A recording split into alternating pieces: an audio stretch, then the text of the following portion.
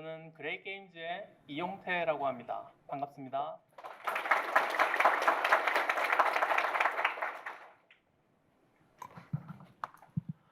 오늘 이 자리는 오픈월드 레벨 디자인을 어떻게 설계할 것인가에 대한 실전적인 이야기를 준비했습니다. 그래서 엘든링, 젤다의 전설과 같은 게임에서 탐험 자체가 재미있는 그런 요소들은 어떻게 만들 수 있을까요? 단순히 넓은 맵을 만드는 것이 아니라 플레이어가 끊임없이 호기심을 갖게 만드는 구조, 바로 그 비밀을 풀어보도록 하겠습니다. 먼저 저에 대해서 간략하게 소개시켜 드리겠습니다. 제 이름은 이용태이고요. 레벨 디자이너입니다. 그리고 총 11개의 프로젝트에 참여했었습니다. 20여 년간 퍼스트 디센던트, 크로노 오디세이 등과 같은 다양한 프로젝트에서 레벨 디자이너로 참여한 경험이 있었고, 이를 토대로 공개 발표와 도서 집필을 한 경험이 있습니다. 그럼 다음으로 전체적인 목차에 대해서 설명드리겠습니다. 먼저 오픈월드 게임이란 무엇인지에 대해 정의합니다. 다음으로는 경험의 밀도와 POI가 무엇인지를 이야기합니다. 다음으로는 구조물을 통한 거절과 보상을 얘기하고, 그리고 오픈월드 레벨 디자인을 시작하는 3가지 방법에 대해서 이야기할 겁니다. 마지막으로 오픈월드를 실제 만드는 사례를 통해서 어떻게 레벨 디자인을 해야 되는지에 대해서 이해를 할 수 있도록 할 예정입니다. 먼저 오픈월드 게임에 대해서 정의해 보겠습니다. 오픈월드 게임이란 플레이어가 자유롭게 탐색하고 목표에 접근할 수 있는 가상세계라고 할 수 있습니다. 여기에서 보통 2D 게임은 오픈월드에 포함되지 않는 경우가 많습니다. 물론 이제 디아블로 4와 같이 오픈월드라고 이제 지칭하는 게임들도 있지만, 기본적으로는 3D 게임을 지칭한다고 설명이 되어 있습니다. 가장 대표적인 예시로서는 그란드 테프트 오토 3가 가장 최초의 오픈월드 게임이라고 이야기하고 있습니다. 그래서 오픈월드에 대해서는 다들 많은 로망을 가지고 있어요. 굉장히 이제 누구나 원하는 분야이고, 자유롭게 탐험할 수 있는 인터랙션 가능한 세계. 그래서 다양한 게임들이 엄청난 대작으로 나왔죠. 예를 들어서 폴아웃 3라든가 아니면 젤다의 전설 야생의 숨결, 그리고 엘든링과 같은 게임들은 굉장히 높은 비평적 점수와 상업적 성공을 거두고 아주 큰 성공을 이루게 되었습니다. 그에 반해서 그러면은 우리도 오픈월드 만들어야지 라고 했을 때 게임을 만들면 다음과 같은 결과물이 나오기도 합니다. 이제 멋진 트레일러와 함께 출시했던 앤썸이라던가 아니면 진상공투사 8, 그리고 이제 레이지 2와 같은 게임들이 출시하게 되죠. 저는 이제 이러한 게임들을 모두 해보았습니다. 굉장히 이제 게임 개발에 오히려 도움이 된다고 할 수 있어요, 이런 게임들이. 그러면은 좋은 오픈월드 게임의 결정적인 차이점이란 무엇일까요? 크게 2가지가 있습니다. 하나는 경험의 밀도가 굉장히 높고, 그 다음에 레벨 디자인이 잘 되어 있습니다. 그래서 이 둘의 차이점에 대해서 앞으로 하나씩 설명드리도록 하겠습니다. 먼저 경험의 밀도와 POI입니다. 오픈월드에서 밀도에 맞게 POI를 배치하는 것은 중요하다고 이야기할 수 있어요. 여기에 대해서 하나씩 이건 결론이라고 할 수 있고, 이것을 하나씩 설명드리겠습니다. 먼저 경험의 밀도가 낮은 게임들의 특징입니다. 투월드라는 게임이 있는데, 이 게임은 이름과 약간 다르게 굉장히 공허한 세계를 가지고 있습니다. 플레이어는 점프나 이동밖에 없고, 그 다음에 가끔 몬스터를 만나서 때려잡고 그럼 끝입니다. 그래서 플레이어가 할 것이 거의 없죠. 다음으로는 반복적인 미션입니다. 플레이어가 할 수 있는 일은 거의 제한적이에요. 이제 슈퍼맨과 같은 경우에도 하늘 날아다니면서 레이저 쏘고 얼음 쏘고 하면서 게임을 깨야 되는데, 오른쪽 상단에 있는 UI가 없으면은 미션이 진행하는지도 알 수가 없죠.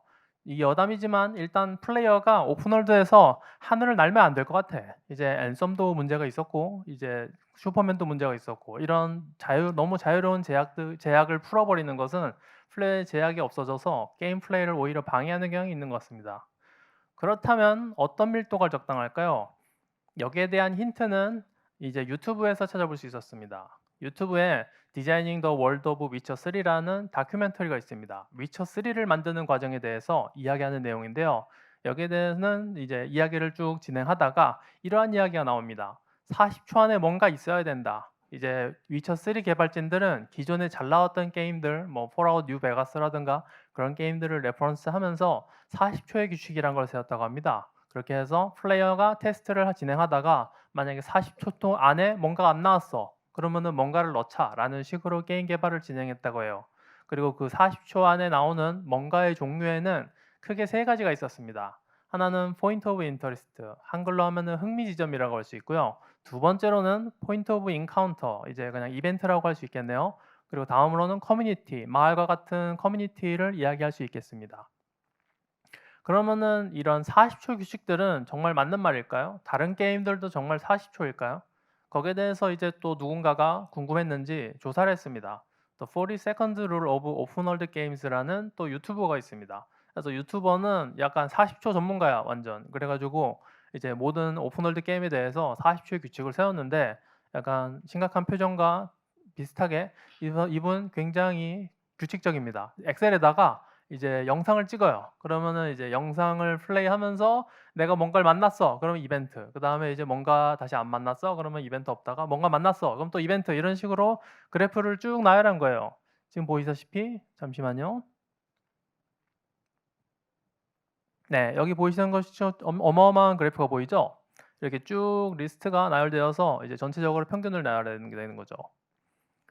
그래서 여러 게임들의 밀도를 이 사람은 측정했습니다. 그리고 그 밀도를 통해서 측정한 내용들을 살펴보면은 63초부터 이제 41초까지 쭉 나오게 되는데 기존 약간 뭐랄까 최근에 나온 게임일수록 약 40초에 가까워지는 경향이 있다는 것을 알 수 있습니다.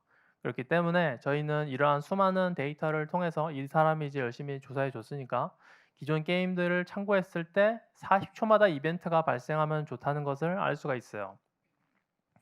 그렇다면 일단 밀도가 40초마다 한 번씩 되는 건 알겠어. 그 다음에 밀도를 정했다면 다음은 어떻게 될까요?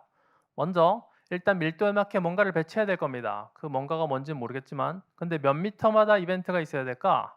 그리고 어떤 걸 기준으로 밀도를 삼아야 될까 하는 의문점이 생길 겁니다. 그래서 여기에 대해서는 몇 가지의 대안이 있겠죠? 일단 제일 먼저 몬스터가 있을 겁니다. 40초마다 뭔가 있어야 되잖아. 그러면은 몬스터를 배치하면 될까?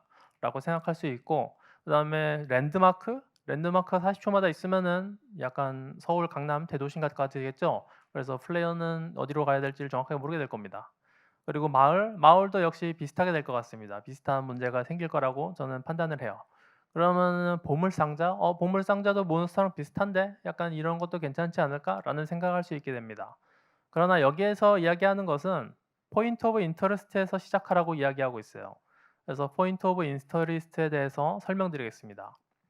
포인트 오브 인터리스트란 이제 한글로 하자면 흥미지점인데 여러 가지 흥미로운 지점들이에요. 예를 들어서 우리가 편의점을 간다거나 혹은 주차장을 간다거나 혹은 주유소를 간다거나 쇼핑몰을 간다거나 이런 식으로 플레이어에게 흥미를 이끄는 요소들 내가 어디를 가야 돼 어디 목표가 있어 그래서 가는 것들이고 랜드마크랑은 다른 경험이라고 보시면 될 것 같습니다. 그래서 PY는 플레이어를 유도하게 됩니다. 예를 들어서 PY의 이제 생긴 형태를 보면서 아 이거는 저건 뭐지? 저기로 어떤 곳일까? 하는 흥미로움을 가지게 되고 그리고 PY가 이상하게 생겼으면은 저 이상한 구조물은 뭐지? 하고 궁금증을 유발하게 되고 그리고 기존에 예를 들어서 젤다의 전설 야생의 숨결에서 사단과 같이 이 기존에 성장했던 경험이 있다면은 POI를 보면서 '아 나는 성장을 위해 저기 가야 돼.' 하면서 목적성이 생길 수가 있죠. 그리고 다음으로는 '퀘스트를 완수하기 위해 어디로 가야 할까?' 하는 그런 목적성도 가질 수 있습니다. 그래서 이러한 POI 종류를 이제 세 가지로 나눌 수가 있습니다. 먼저 대형, 그리고 중형, 다음으로는 소형이 있겠죠. 그러면은 각각의 역할에 대해서 한번 살펴보도록 하겠습니다. 먼저 대형 POI 종류입니다. 대도시와 성체, 그리고 거대 유적지 등이 있을 텐데 이러한 대도시와 같은 대형 POI는 전체 월드에서 랜드마크의 역할도 겸하게 됩니다. 그래서 플레이어의 이정표가 되기도 하고 그리고 대형 POI에 맞는 굉장히 다양한 컨텐츠를 가지고 있죠. 다음으로는 중형 POI의 종류입니다.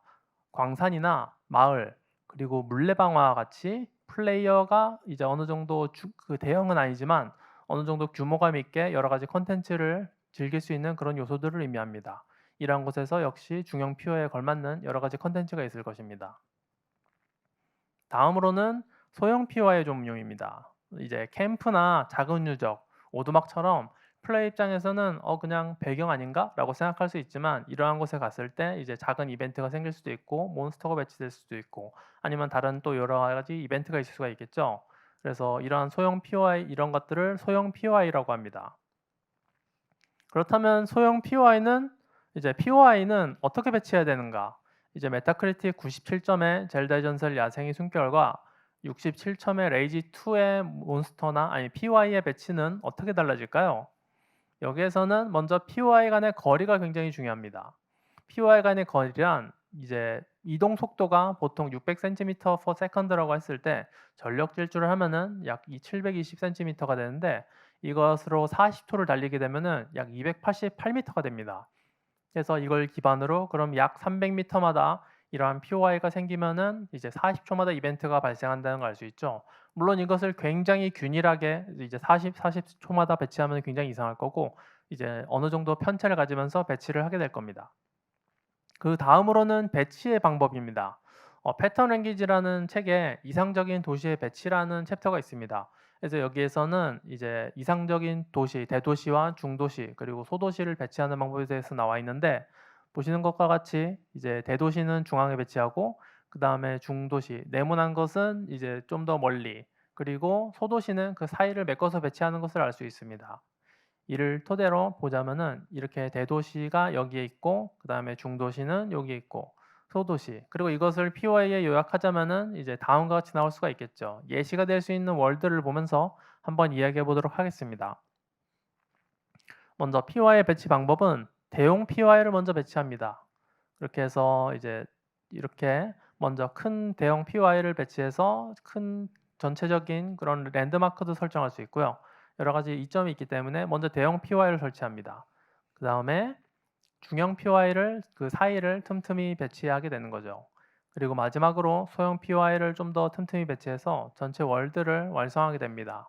그래서 이렇게 일정하게 어느 정도 POI의 이제 플레이 이동 속도와 거리에 맞게 대형과 중형, 소형을 적절히 배치했을 때 플레이어는 굉장히 다양한 경험을 할 수 있게 되고 탐험할 수 있는 요소를 가지게 되죠. 그렇기 때문에 밀도에 맞게 각 스케일에 따른 POI를 배치하는 것은 중요하다고 할 수 있습니다. 다음으로는 구조물을 통한 거절과 보상입니다. 먼저 좀 안 좋은 예시를 설명드리겠습니다. 만약에 다음 POI, 이제 건물, 마을 등이 한 번에 보이면 어떨까요? 플레이어가 할 수 있는 행동이라고는 그냥 W키를 누르는 것밖에 없죠. 혹은 게임 패드에서 앞으로 방향을 누르는 것밖에 없을 겁니다. 이렇게 했을 때 이제 저기 마을이 보이네 하지만 쭉 가게 되죠. 그래서 실제로도 굉장히 지루하게 느껴집니다. 그래서 다음 POI가 바로 보일 때의 문제점은 크게 세 가지가 있습니다. 먼저 하나는 이동만 해야 되니까 지루해요. 그냥 열심히 걷기만 해야 돼. 그리고 두 번째는 공간이 작아 보입니다. 이제 공간이 한 번에 이렇게 뚫려 있으면은 굉장히 작아 보여요. 그렇기 때문에 이런 아쉬운 점이 있고 세 번째는 최적화에 방해가 됩니다. 많은 엔진들이 결국 렌더링을 하기 위해서는 이제 물건들을 이제 표시하게 되는데 앞에 가리는 것이 아예 없다 보면은 최적화에 방해가 될 수 있겠죠. 그렇기 때문에 이러한 문제들이 있습니다. 그렇다면 어떤 방법으로 해야 좀 더 나은 구조를 만들 수 있을까요? 여기에 대해서는 다른 건축 책에서 좀 아이디어를 얻었습니다. 이제 건축 학교에서 배운 101가지라는 책이 있습니다. 이 책은 건축 책이지만 레벨 디자이너에게도 아주 많은 도움이 된다고 생각을 해요. 그래서 이 책에서 나온 내용을 보면은 인공적으로 만들어진 공간 환경을 지나는 경로를 풍요롭게 하려면 거절과 보상을 이용하라고 해요. 그래서 거절과 보상이란 이제 경로를 이동하는 데 있어서 랜드마크나 이제 POI 등을 처음에 보여줬다가 그 다음에 가리는 거예요. 그리고 다시 한 번 더 보여주는 식으로 이제 플레이어를 한번 거절했다가 다시 한 번 더 보상해 주는 방식을 거절과 보상이라고 합니다. 그럼 여기에 대해서 한번 POI 간의 차단 방법에 대해서 살펴보도록 하겠습니다. 먼저 POI 간에 바로 보이기 때문에 굉장히 지루할 수 있겠죠. 아까 설명드린 내용과 같습니다.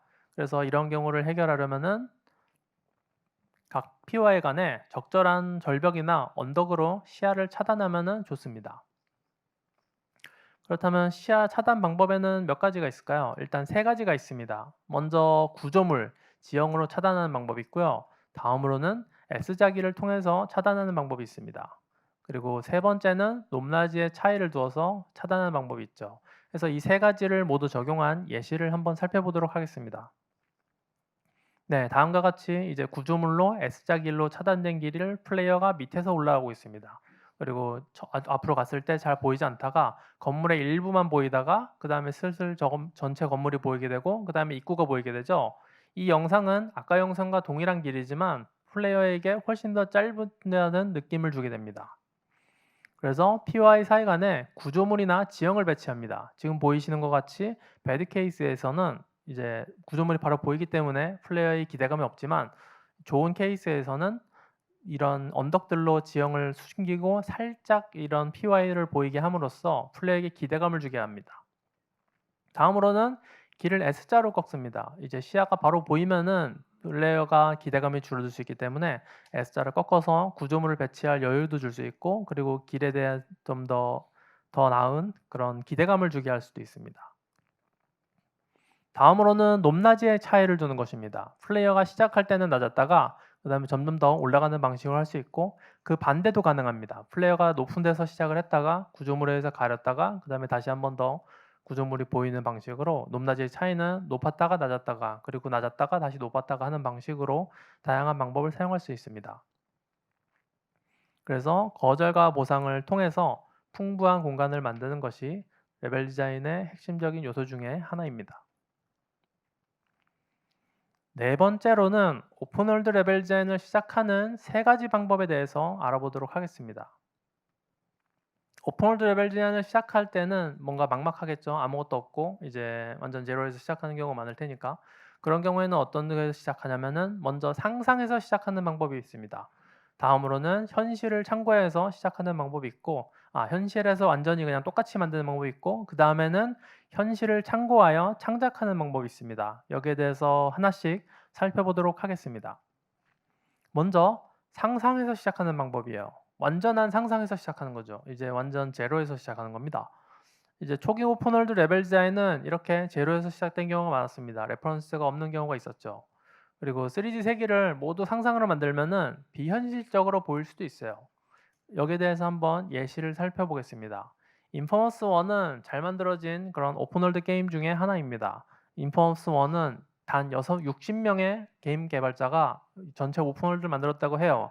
그렇기 때문에 이러한 월드를 이런 소수가 만들기 위해서는 많은 자원이 필요했기에 이제 많은 자원이 없었기 때문에 어떻게 만들까를 고민했는데 이제 세틀러 오브 카탄이라는 보드 게임과 같이 전체 셀을 육각형으로 만들었습니다. 그래서 월드를 봤을 때 약간 육각형 타일이 보인다는 것을 알 수 있을 거예요. 그래서 실제 이걸 룩을 봤을 때는 이제 약간 요상해 보일 수가 있습니다. 그래서 이제 보자면은 여기서 제일 없는 게 뭐냐? 직선으로 된 길이에요. 왜냐면은 타일이 다 육각형으로 되어 있다 보니까 완전한 고속도로는 없죠. 이제 일반적으로 생각하는 그런 것들이 이제 이런 육각형 타일의 이제 약점이었지만 그래도 상업적으로 큰 성공을 얻으면서 인포머스 시리즈 그리고 나아가서 이제 고스트 오브 스시마까지 완성하게 되었습니다. 다음으로는 현실에서 시작하는 방법입니다. 먼저 구글어스에서 참고해서 시작하는 거죠. 예를 들어서 이제 어쌔신 크리드나 아니면은 레드 데드 리뎀션 이런 역사 기반의 게임들은 이런 완전한 구글어스에서 시작을 합니다. 그래서 역사를 기반으로 하는 게임에서 주요 활용하게 되고 원하는 크기의 공간을 찾기가 굉장히 어렵습니다. 왜냐? 이제 우리가 만드는 게임들은 일반적으로 약 8km 정도밖에 안 됩니다. 젤다의 전설 야생의 숨결도 8km고 엘든링도 8km 정도입니다. 그러면은 8km면 어느 정도냐? 이제 신림역에서 강남역까지가 약 10km예요. 그렇기 때문에 전체 서울시를 보았을 때 겨우 한 8정거장, 9정거장 정도밖에 안 되는데 그러면은 굉장히 짧다는 걸 알 수 있죠. 그걸 이제 플레이어가 느끼기에는 막 광활한 세계, 막 엄청난 그런 산들 뭐 그러면서 그런 걸 느끼게 해줘야 되죠. 그렇기 때문에 원하는 크기 현실 공간이란 대부분 다 큽니다. 그렇게 찾기 어렵죠. 그래서 맵이 광활해짐으로 인해서 밀도가 낮아지게 되고 그를 통해서 흥미로운 경험이 떨어질 수가 있어요. 아까 말씀드린 40초의 규칙이 지켜지지 않을 수가 있죠. 그래서 예시에 대해서 몇 가지 살펴보도록 하겠습니다. 고스트리콘 와일드랜드입니다. 이 고스트리콘 와일드랜드는 코업 슈터로서 이제 실제 볼리비아를 이제 레퍼런스로 맵을 만들었다고 해요. 이래서 이제 볼리비아 정부로부터 고소도 당했었는데 어떻게 된지 모르겠네. 아무튼 그런 정도로 똑같이 만들었었는데 여기에 대해서는 문제점이 있었죠. 넓은 땅에서 낮은 밀도를 갈 수밖에 없었습니다. 그래서 플레이어는 주로 하는 행동이 차 타고 이동하다가 총 쏘고, 차 타고 이동하다가 총 쏘고, 그다음에 차 타고 이동하다가 기지 터치고, 그리고 비행기 타고 이동하다가 기지 폭발시키고, 요게 전부였습니다. 그렇기 때문에 약간 반복적인 미션으로 이제 좋지 않은 피드백이 있었습니다. 그러면은 레드 데드 리뎀션을 한번 볼까요? 레드 데드 리뎀션은 이제 미국 대륙을 그대로 만들었습니다. 이제 미국 개들에게 일부를 따가지고 하나로 합쳐서 전체 월드를 만든 게 레드 데드 리뎀션 2입니다. 그럼 이 게임은 어떨까요? 맵 겁나 넓지 않아요? 라고 할 수 있어요. 네, 맞습니다. 실제로 넓습니다. 넓은 땅에 멋진 아주 풍경을 가지고 높은 그런 밀도를 가진 풍경을 가지는데 정작 이벤트 자체는 굉장히 깁니다. 80초예요. 아까 40초 하지 않았음?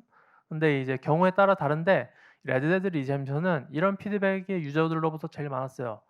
그냥 말만 타고 다녀도 재밌다라는 그런 피드백이 많았죠. 그야말로 이제 이 게임은 인터랙션의 천국이었습니다. 예를 들어서 심지어 말과도 이제 인터랙션 할 수 있고, 그다음에 지나가던 건물 이제 주민들과도 인터랙션 할 수 있고, 그리고 지나가다가 이벤트를 통해서 인터랙션을 할 수 있는 등 굉장히 다양한 인터랙션들이 가능했기 때문에 이 게임은 굉장히 평화롭게 즐기기에는 굉장히 좋은 게임이었고 실제로 상업적으로도 많은 성공을 이루었습니다. 다음으로는 고스트 오브 스시마입니다. 고스트 오브 스시마는 그 이름과 같이 스시마 섬을 토대로 했습니다. 그럼 스시마 섬은 얼마나 크냐? 72km입니다. 네, 굉장히 크죠? 그러면은 이 섬을 만들면은 어떻겠어요? 레드 데드 리뎀션이나 뭐 이런 게임들처럼 밀도가 낮아지겠죠? 그래서 여기서 해결한 방법은 뭐냐? 짜잔, 맵 전체 스케일을 줄였어요. 그냥 통째로 줄였습니다. 이제 고스트 오브 스시마인 척 하는 고스트 오브 스시마 섬이 된 거죠. 그래서 실제 사이즈는 엄청 작아졌는데, 근데 그를 통해서 밀도를 높였고, 전체 플레이 타임이 이제 풀타임이 한 20시간 정도 되는 볼륨도 챙길 수가 있었죠. 그래서 이런 방법을 통해서 이제 실제 월드를 레퍼런스해서 해결할 수 있는 방법에 대해서도 알아보았습니다. 다음으로는 현실을 참고하여 창작하는 방법입니다. 이제 원래 최근 개발되는 오픈월드 게임에서는 주로 많이 사용합니다. 엘든링이나 이제 젤다 전설 야생의 숨결 이런 게임들이 많이 활용했죠. 그리고 현실의 지적도에서 일단 먼저 시작을 했다가 현실의 지적도를 무시하고 아까 설명드린 그런 적절한 POI와 이벤트 배치를 통해서 이제 전체 월드를 완성하는 방식이에요. 여기에 대해서도 한 번 더 설명드리겠습니다. 가장 이제 유명한 발표 중에 하나죠. 세덱 2017에서 야생의 숨결 레벨 제한에 대한 발표가 있었습니다. 이 발표에서 뭐 삼각형의 원칙이라던가 여러 가지 이야기들이 나왔었는데 여기에서도 이제 어떻게 개발되었는지에 대해서 자세히 설명하고 있었습니다. 이제 이 닌텐도는 교토에 있었기 때문에 교토시를 중심으로 했어요. 그래서 디렉터는 걸어서 교토시를 걸어 다니면서 이제 10km가 어느 정도일까를 가늠했다고 합니다. 그래서 실제 이제 성이라던가 이런 것들을 더미로 배치해 보면서 전체 밀도를 걸어 다니면서 편의점이나 우체통의 숫자를 보고 가늠했다고 해요. 그래서 이것은 실제 일본에 계신 친구분이 이제 만들어 주신 10km 거리의 그런 길인데 보시다시피 요 정도 거리가 된다는 걸 알 수 있죠. 근데 여태까지 우체통이 있다는 게 충격적이긴 하네요. 아무튼 정리를 해보자면 상상에서 시작하는 방법이 있고 그 다음에 현실에서 시작하는 방법이 있습니다. 그리고 현실을 참고하여 창작하는 방법이 있죠. 이제 여기까지가 레벨젠에 대한 이론에 대한 설명이었고 이제부터 이제 진짜 오픈월드 레벨젠의 실제 예시를 보면서 설명드리겠습니다. 이제 실제 오픈월드 MMORPG 프로젝트 예시입니다. 이제 예시 내용들은 전부 다 발표를 위해서 적절히 가공을 하였지만 실제 제가 참여했던 프로젝트인 크로노 오디세이에서 레벨 디자인을 했던 과정에 대해서 설명을 드리는 내용입니다. 먼저 오픈월드를 시작할 때 굉장히 막막할 겁니다. 아무것도 없고 아니면은 뭐 뭘 해야 될지 모르겠고 이게 맞는지도 모르겠고 만들다 보니까 한 1년 만들었더니 접어야 된대. 이거 이 맵 아니래. 그러면은 새로 만들고 그러면은 또 수십억 날리고 그런 경우가 반복되는 경우를 워낙 많이 봤습니다. 그러면 어디서부터 시작해야 되는가에 대해서 막막함이 있을 텐데 여기에 대해서는 네, 아주 간단합니다. 거대한 오픈월드, 10km짜리 오픈월드 제작도 하나의 박스 규격에서 시작하는 겁니다. 이제 천리길도 한 걸음부터죠. 네, 노자가 얘기했듯이 천리길도 한 걸음부터입니다. 그렇기 때문에 제일 먼저 규격을 정의하면서 시작합니다. 전체 건축물과 게임 플레이 규격을 정의합니다. 예를 들어서 건축물의 1층 높이라던가 바닥 높이, 벽 두께에 대해서 정의를 하고요. 이러한 것들은 여러분들의 게임의 성향에 따라 달라질 수 있습니다. 캐주얼 게임인가, 반실사인가, 아니면은 신뢰가 있는가 없는가 이런 것들에 따라서 달라질 수 있겠죠. 두 번째로는 게임 플레이 규격을 정의합니다. 캐릭터의 키는 1.8m이고 캐릭터의 넓이는 0.6m, 그리고 이를 토대로 플레이어의 점프 높이는 몇 미터다, 이런 식으로 정의를 하게 되죠. 그래서 이렇게 하면 어떻게 될까요? 집을 어떻게 만들어야 될까? 예를 들어서 계단의 높이를 설정하고 벽의 높이를 설정하면은, 그러면은 창문의 높이까지 설정해서 집을 만들 수가 있습니다. 그리고 집을 만들게 되면은 더 큰 집을 만들 수가 있고요. 더 큰 집을 만들면은 탑도 만들 수 있고, 그럼 그렇게 했을 때 이 집을 모았을 때 마을을 만들 수가 있겠죠. 그리고 그 다음에는 마을을 만들었으면 도시를 만들 수가 있고, 그리고 그걸 토대로 또 다시 성을 만들 수가 있습니다.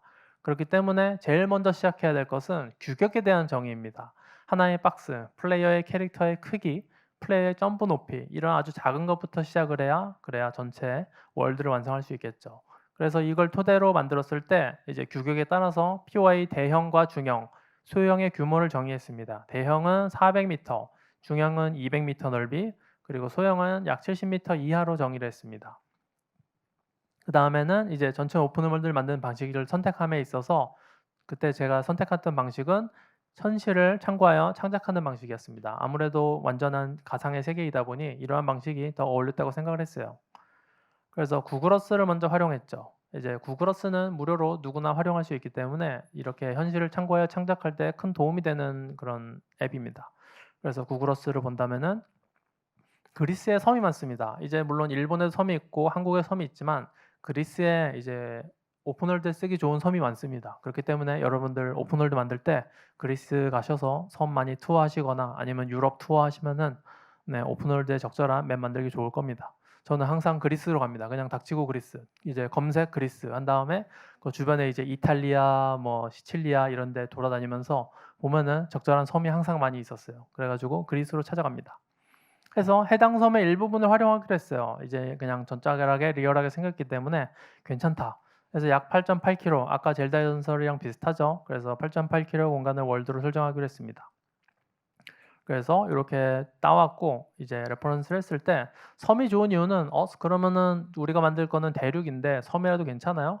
이거를 그냥 적절히 가공하면 돼요. 이제 위쪽을 대륙이라고 하면 되죠. 여기서 아래쪽은 이제 바다고 위쪽을 대륙이라고 해버리면 됩니다. 그래서 플레이어는 해안가에서 시작을 해서 점점 대륙 쪽으로 간다라는 식으로 설정을 하면 되죠. 그렇기 때문에 섬으로 하든 뭘로 하든 대륙으로 만드는 데는 전혀 문제가 없습니다. 세계관 설정에도 전혀 문제가 없어요. 내러티브나.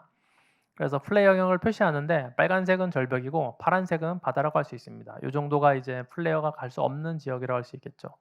그리고 여기에다가 대형, 중형, 그리고 소형 POI까지 배치를 하게 됩니다. 그래서 물기를 넣고 그 다음에 여기에 따라서 대형을 먼저 배치하고, 그리고 중형과 소형을 배치하는 것은 아까 설명드린 내용과 같습니다. 그 다음에 POI를 이렇게 배치했으면은 이제 POI를 제작해야겠죠. 그래서 열심히 맵을 만듭니다. 이제 각자 팀원들이 있었고, 그리고 각 팀원들이 레벨 디자인을 진행했었습니다. 그 다음에 이제 여기에서 플레이 테스트를 하게 되죠. 이런 목업을 만들고, 이제 하나의 POI, 전체 월드를 다 돌아다니는 게 아닙니다. 그러면은 뭐 20시간씩 걸리겠죠? 그게 아니라 각 POI 단위로 플레이 테스트를 하게 됩니다. 그래서 이렇게 퀘스트를 받고 적을 만나면은 적을 처치하고, 그리고 또 다시 처치하면서 점점 더 앞으로 나아가고, 그리고 마을을 탐험하고, 그 다음에 새로운 단서를 얻고, 이런 과정들에 대해서 플레이 테스트를 진행하게 되죠.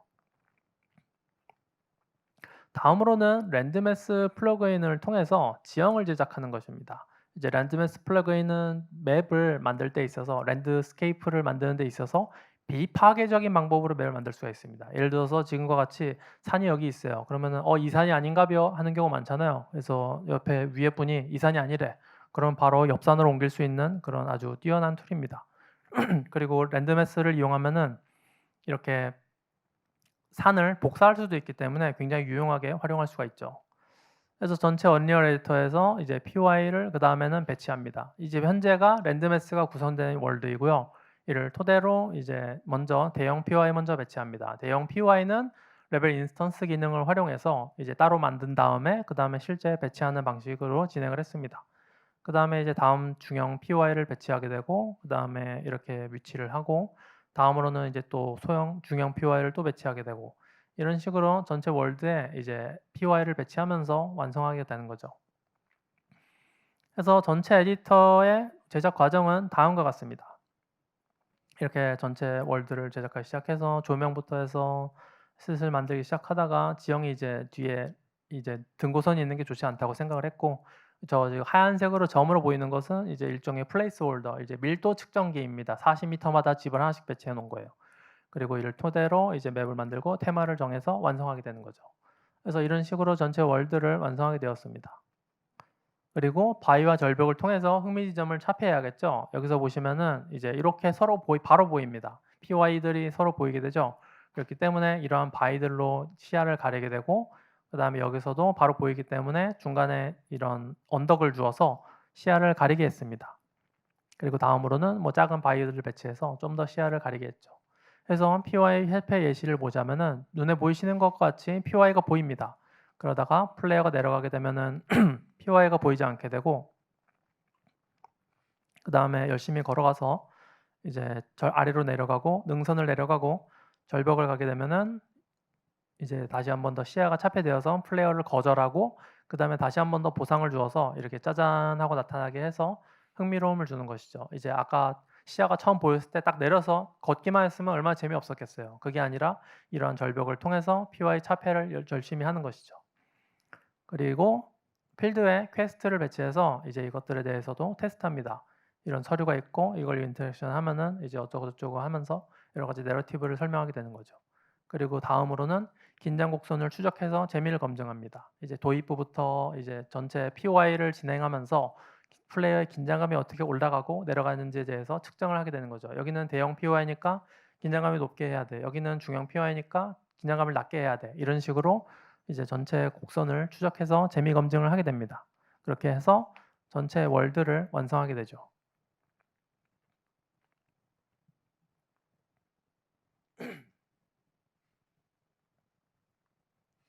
네, 이렇게 해서 전체 월드를 완성하게 되었습니다. 그래서 오늘의 이야기를 정리해 보도록 하겠습니다. 먼저 40초 규칙, 전체 밀도에 대해서 설명드렸습니다. 40초 안에 뭔가 있어야 됩니다. 뭔가 보여드리겠습니다. 그리고 PY에서 시작합니다. 그리고 다음으로는 거절과 보상을 통해서 풍요로운 공간을 만들 수가 있죠. 다음으로는 오픈월드 레벨 디자인을 시작하는 세 가지 방법에서 이야기 드렸고요. 그리고 오픈월드 레벨 디자인의 실제 예시를 설명드렸습니다. 그래서 마무리를 해보겠습니다. 오픈월드는 넓기만 한 그런 월드가 아니에요. 광활한 공간 안에 아무것도 없다면 그거는 여행이 아니라 단순한 이동일 뿐이겠죠. 그렇기 때문에 레벨 디자이너는 단순히 맵을 만드는 사람이 아니라 플레이의 여정, 그리고 감정, 그리고 선택지를 설계하는 경험의 설계자라고 할 수 있습니다. 오늘 제가 전해드린 사례와 개념이 여러분의 오픈월드 설계에 작은 실마리가 되기를 바라겠습니다. 천리길도 한 걸음부터죠. 네, 지금 설계하는 그 한 걸음이 플레이에게는 긴 여정의 출발점이 될 수 있을 겁니다. 여러분이 만드는 오픈월드 플레이에게 남는 세계가 되기를 진심으로 기원하겠습니다. 감사합니다.